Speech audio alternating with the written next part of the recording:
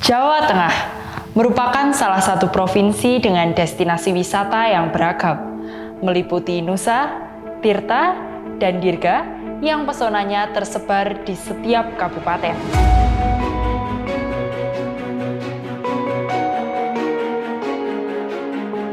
Salah satu keindahan alam yang memukau dan menjadi daya tarik wisatawan adalah dataran tinggi Dieng.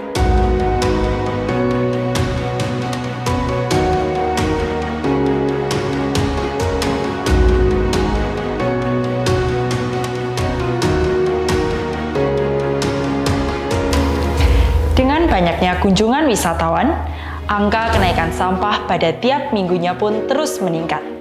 Hal tersebut tentunya telah disadari oleh masyarakat, hingga terbentuknya komunitas penggiat lingkungan, dan salah satunya adalah Dieng Bersih.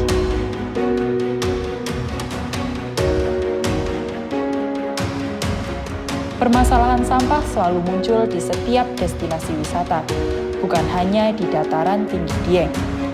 Terutama sampah plastik yang menyebabkan pencemaran tanah karena sifatnya yang sulit terdekomposisi.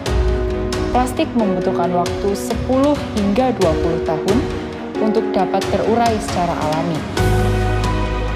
Upaya pemerintah sebagai penanggulangan sampah selalu dilakukan. Namun, dukungan dari stakeholder juga harus saling menguatkan. Seperti adanya bank sampah yang tersebar, sangat membantu permasalahan tersebut. Selain mengurangi volume sampah, bank sampah juga meningkatkan kesadaran masyarakat dan juga mengajarkan cara mengolah barang-barang yang sudah tidak bernilai menjadi lebih bermanfaat. Hal tersebut juga dapat meningkatkan ekonomi dalam sektor ekonomi kreatif. Dengan pengolahan sampah yang baik, maka akan meningkatkan kenyamanan, keindahan, dan juga kebersihan di setiap destinasi wisata sesuai unsur Sabta Pesona. Nol sampah, reduce, reuse, recycle.